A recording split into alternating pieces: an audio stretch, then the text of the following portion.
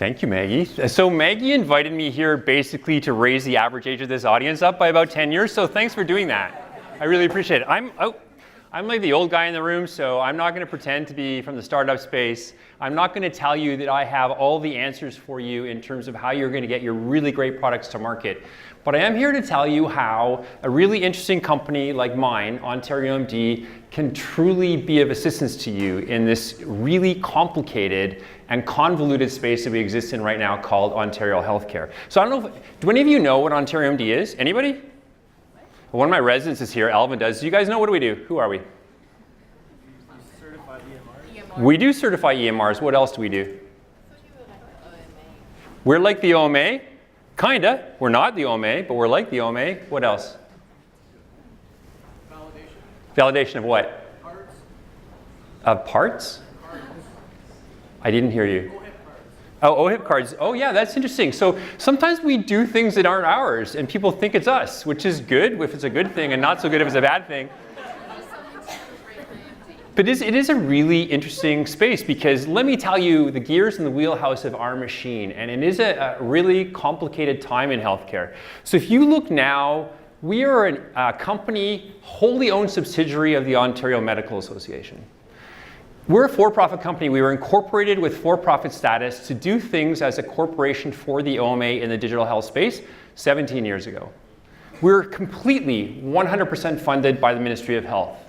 I don't know if you read the papers recently, but these two sides don't get along very well, right? Have you heard anything? I have two dysfunctional parents, right? They're at war constantly. And what I know is a codependent child of two dysfunctional parents learns pretty quickly something very basic, which is called survival.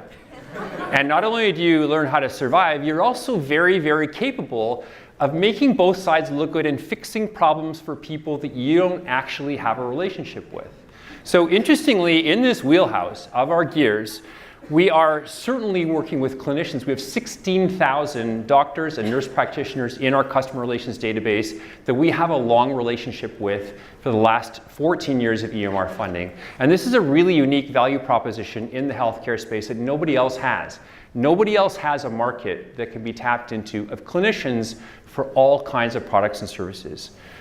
We do serve the tech space. We do have the sole role of certification for EMRs in Ontario, and guess what? We're the only group now doing that in Canada. So by default, we are now the de facto certification group for the country. Which is really interesting as we get into conversations. I was in Vancouver last week with BC, Alberta, Nova Scotia, and Ontario in a digital health collaborative where it's basically open the kimono, let's tell each other what we're doing, let's help each other out when we're dealing with many of the same companies who are trying to do things 14 different ways in this province. Can we simplify it? Probably we can.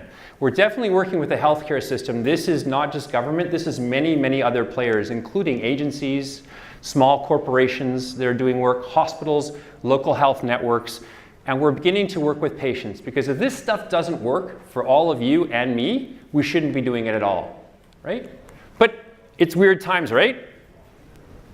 So Steve actually put up the most recent paper from Dr. Devlin and the various panels and commissions he has, which coincidentally on the very same day, there was a leak of some new legislation that basically surmounted all that, right?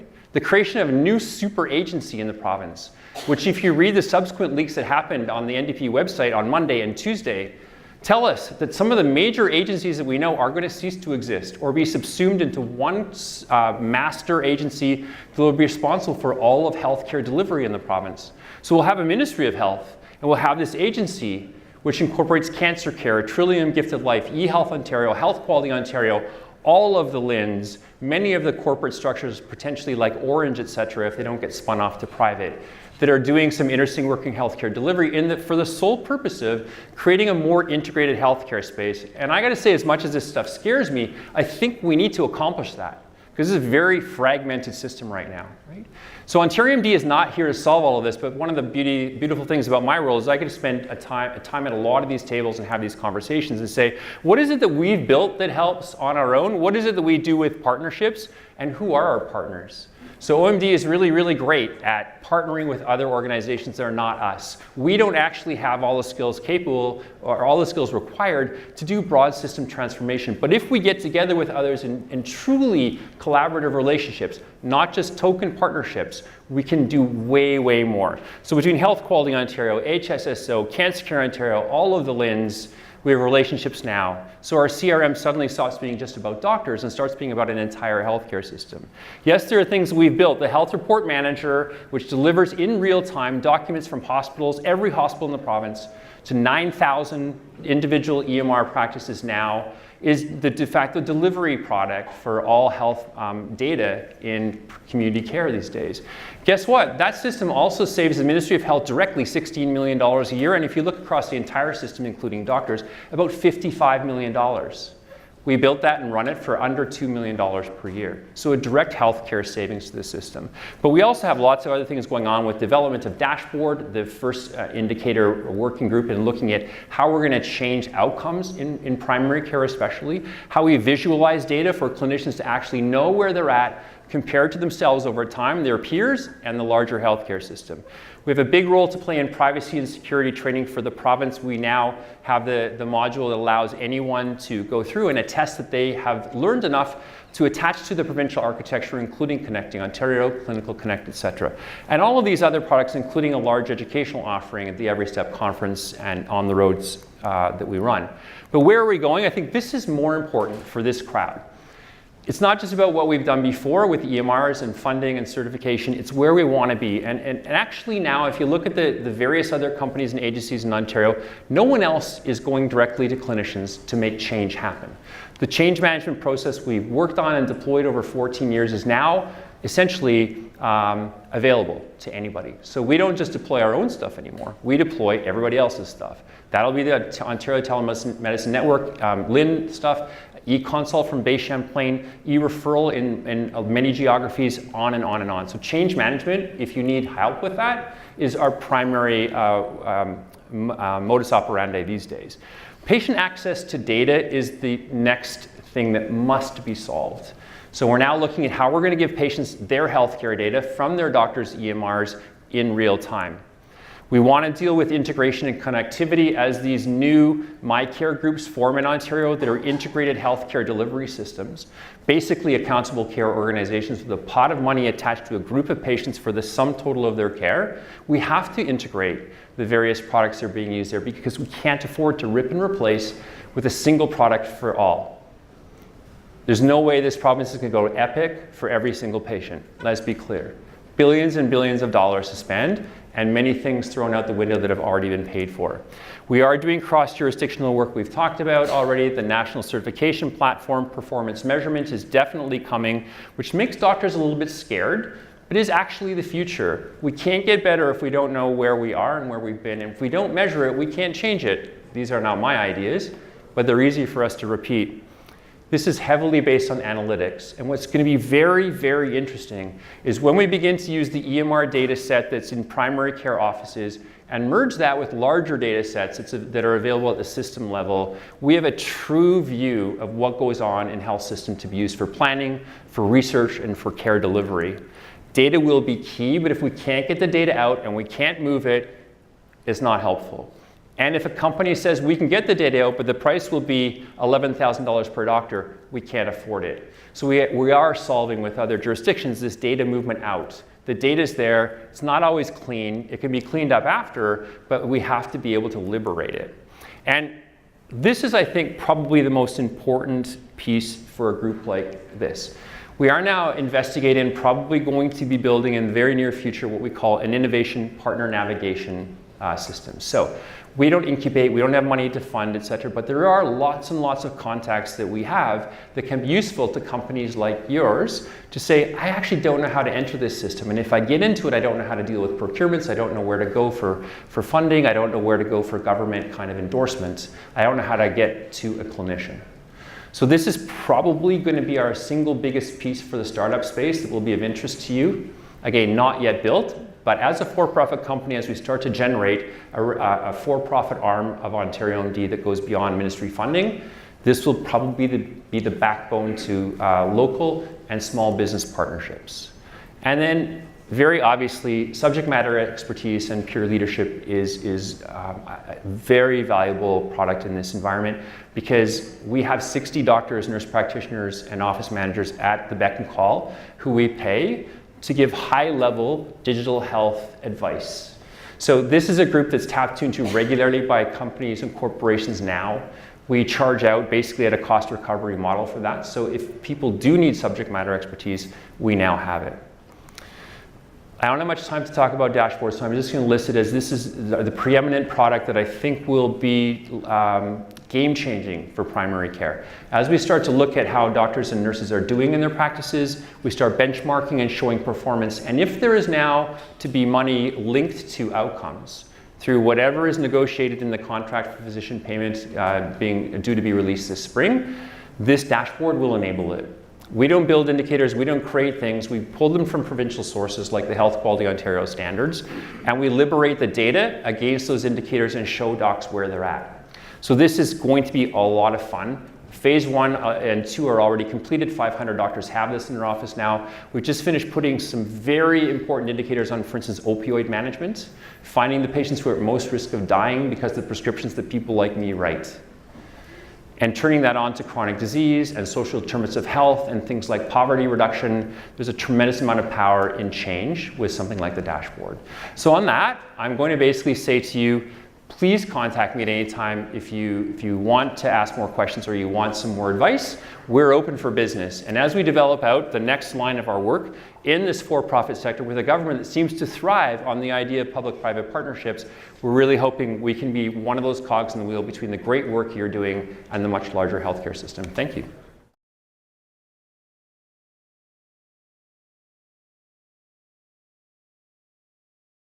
There are always gaps between urban and rural, but even within the urban environment, there are gaps. So if you look at downtown Toronto, inner city urban health practices versus very wealthy Oakville or Thornhill, where I'm from, et cetera, large gaps. Those gaps are based on patients' ability to pay, they're based on access, they're based on the number of services that are available. So the answer is yes. Now, what we're trying to propose is a provincial response to that. So the idea would be many things can be built centrally and deployed locally. So the central build can be unique or can be uniform across the province, and the delivery of those products can be unique to the environment that you're in. What you need in Thunder Bay is not the same as what you need in Hamilton or downtown Toronto. So the answer is yes. Did you have a reason why you're asking that? No, I'm just curious because I've heard a lot about the gaps, just in terms of services.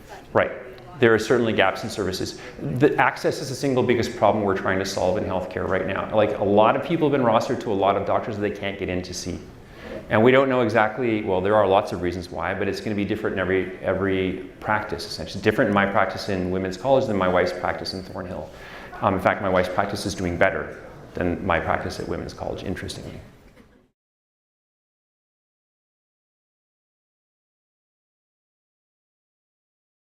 So you're talking about public reporting of physician performance, right? At this point in time, our perspective is give docs their data first. The first reason is the data usually sucks. It's usually of very low quality. So we want to give them a chance to clean it up and make it better, especially when you're reporting on outcomes-based work.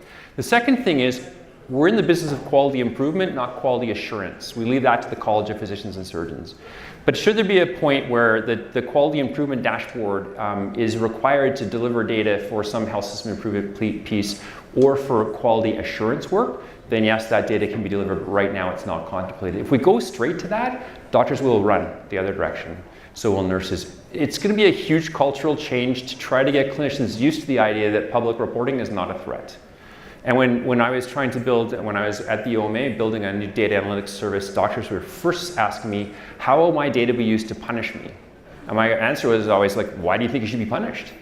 Are you a bad doctor? And I'm not a bad doctor. You have nothing to worry about. But if you are a bad doctor, because this will find bad doctors, if you're a bad doctor, I want to know who you are. Because as a colleague, it's my job to help you get better.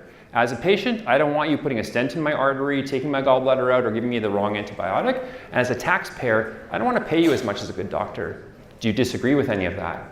And they always say, you're exactly right. So we can break down those barriers of public reporting, but it's going to be a while. America's there already, the UK's there, just even through Yelp, if you want to do something that simple, but we're not contemplating that now.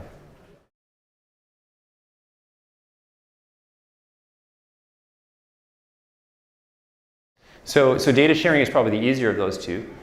And it comes down to ideas of consent and whose data is it. So our perspective is, this is the patient's data. Let's be very clear. I don't own it as their doctor. TELUS doesn't own it in my EMR environment, et cetera, et cetera. So we have to always consider whose data is it anyways, but then what's the price for using that data? Because there is a cost associated with its maintenance and its stewardship, et cetera.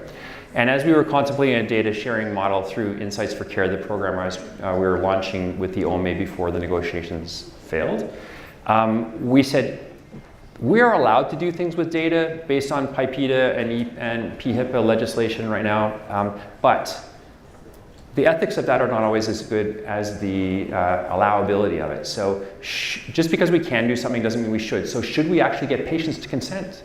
So I think one of the first things we have to deal with is patient consent. The second thing is, what's a normal cost for data extraction?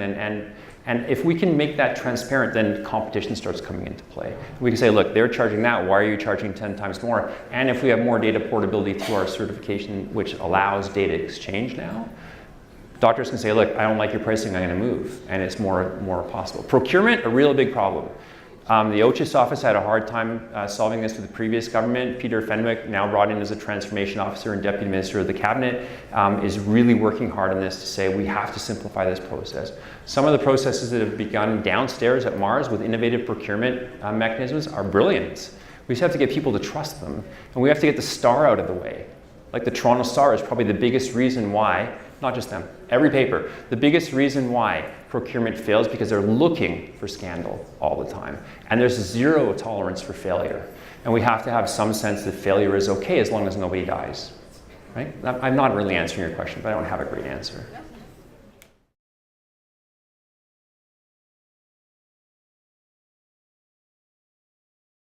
Yeah, so community pharmacy has not been in our gear house.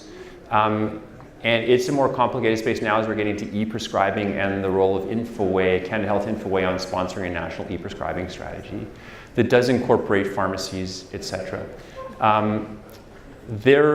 The Pharmacy Association and the college are more represented now on some of the provincial bodies that I'm at with Health Quality Ontario and beyond. So they're starting to have a greater presence, but they've always been seen as businesses sort of very separate and very solo outside of the hospital sector, which I think is crazy. And pharmacists as strong clinicians are being used more and more for clinical care, which is, in my opinion, great. So I think we have a lot to do with relationship building. It's getting better, but it is nowhere near perfect yet. Do we want to bring them in? I think with e-prescribing, we'll have to. There's no choice. And as we're going to be integrating the digital health drug repository, immunization repository, which is work happening right now, pharmacy is well represented there as a group. But we have individual pharmacists, then you have corporation pharmacies like Shoppers and Rexall, and then you have the pharmacy associations that are all, in many ways, competing with each other for similar places in the sun. So.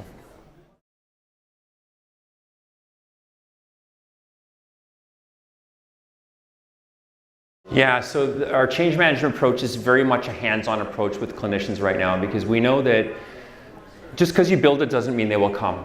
There's a lot of experience with that. We can build the biggest, brightest, shiniest object, and everyone will polish it a little bit and they'll walk away.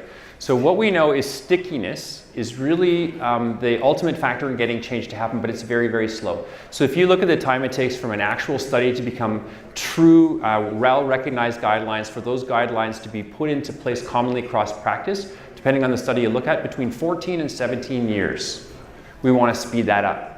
So what we believe is there's a high-touch approach to that and a low-touch approach to it. Some groups are very advanced and they just need a little bit of hand-holding and a push and they're good. Others need a ton of support. So our field teams of 50 people plus the peer leaders of 60 spend a lot of time embedded in practices, actually getting them going, then coming back and saying, how's it going and is it sticking? Now, we've been criticized for not measuring the impact of that well enough by the ministry. How do we know that what you're doing is actually working? And it's difficult because some of the changes will take 3, 5, 7 years to be present, and we've not been very good about measuring quantitatively what is a very qualitative process. We have lots of qualitative data. We're now getting to the space of quantitative measurement and mixing data sets around, okay, you put a change management process in place in an office and you put the dashboard in, let's watch their data quality go up in 3 months and stay at 12 months. So we're spinning that out now. We now have a full-time analyst who's doing this work. And we're combining data sets from other government sources, the OMA, et cetera. So we are starting to measure it.